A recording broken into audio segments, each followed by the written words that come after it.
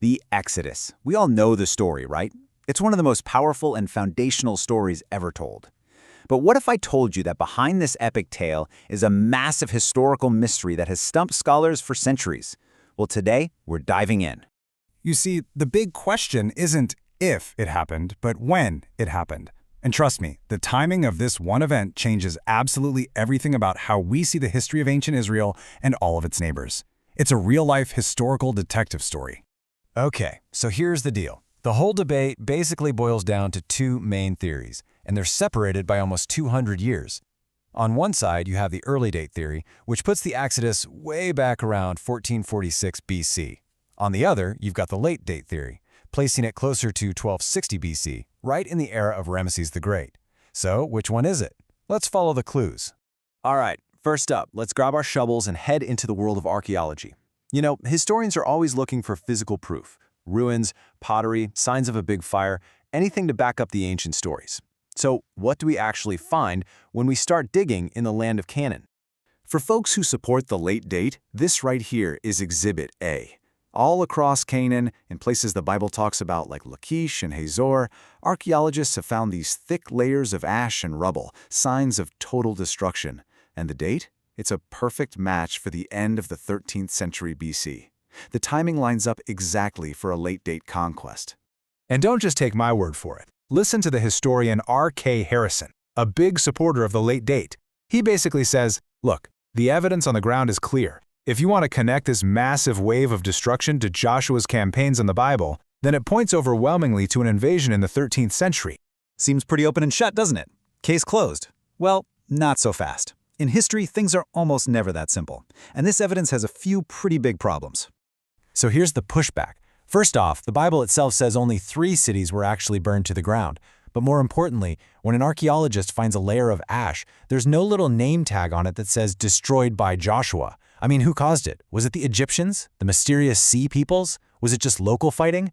The whole argument assumes it was the Israelites, but it doesn't actually prove it.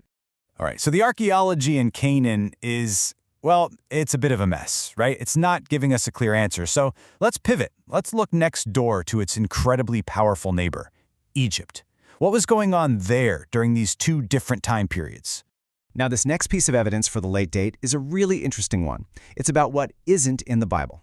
We know for a fact that powerful 13th century pharaohs like Seti I and Ramesses II were constantly marching their huge armies up and down Canaan.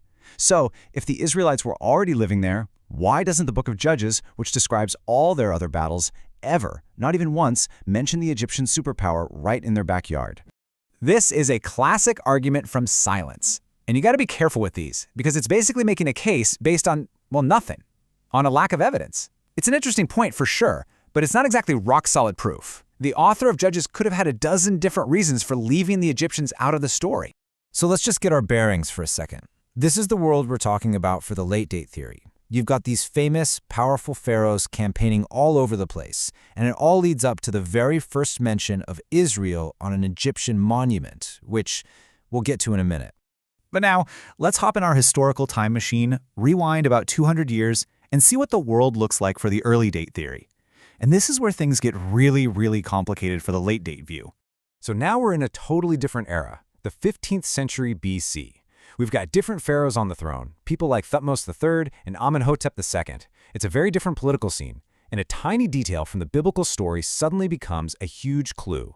This is a big one. You see, the Bible says Moses lived to be 120. He spends 40 years in the Egyptian court. Then he flees into exile for 40 years, and then spends his last 40 years leading the Exodus. Now, for that to work, the pharaoh who was on the throne when Moses fled had to have reigned for more than 40 years. And check this out. Thutmose III?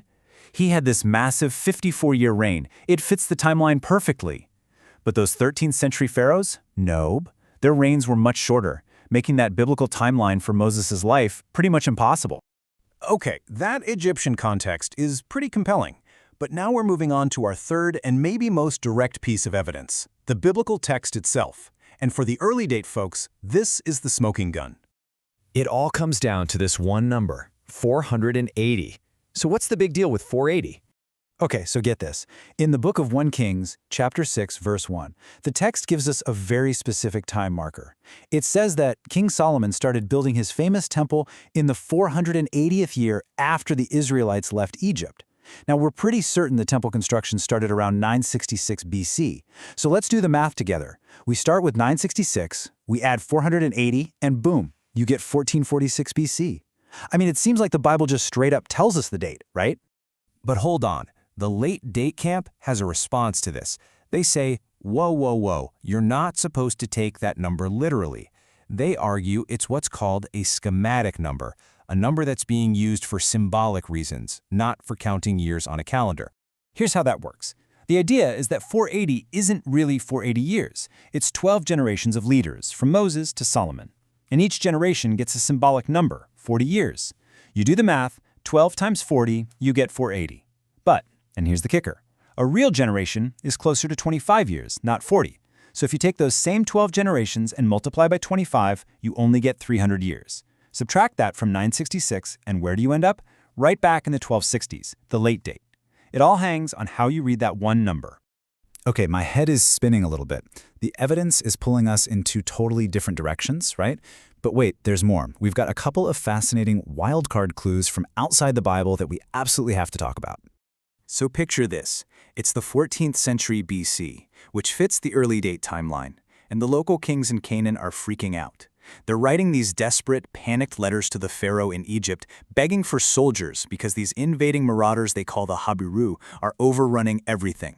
This letter here from the ruler of Jerusalem sounds absolutely frantic. I mean, come on, Habiru, Hebrews, the timing is perfect for the early date. It's so tempting to connect the dots, but, and this is a big but, it's not that simple. Scholars now know the word Habiru was used all over the ancient world to describe a social class of people, like outcasts or wanderers, not one specific ethnic group. So while the Hebrews might have been seen as Habiru, not all Habiru were Hebrews. It's a great clue, but it's not conclusive. And finally, we come to this. This is maybe the most important piece of physical evidence we have. It's called the Merneptah stele, an Egyptian monument from around 1220 BC. On it, the pharaoh Merneptah is bragging about all his military victories in Canaan. And why is this such a huge deal? Because for the very first time in history, outside of the Bible, the name Israel appears.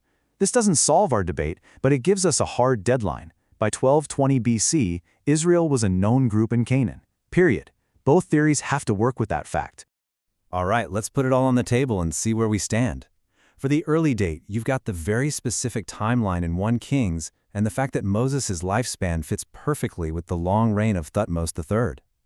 For the late date, you have the widespread destruction of Canaanite cities and the biblical detail about the Israelites building the city of Ramesses, a city that didn't even get that name until the 13th century. Both sides have some really strong points, and both have some real weaknesses.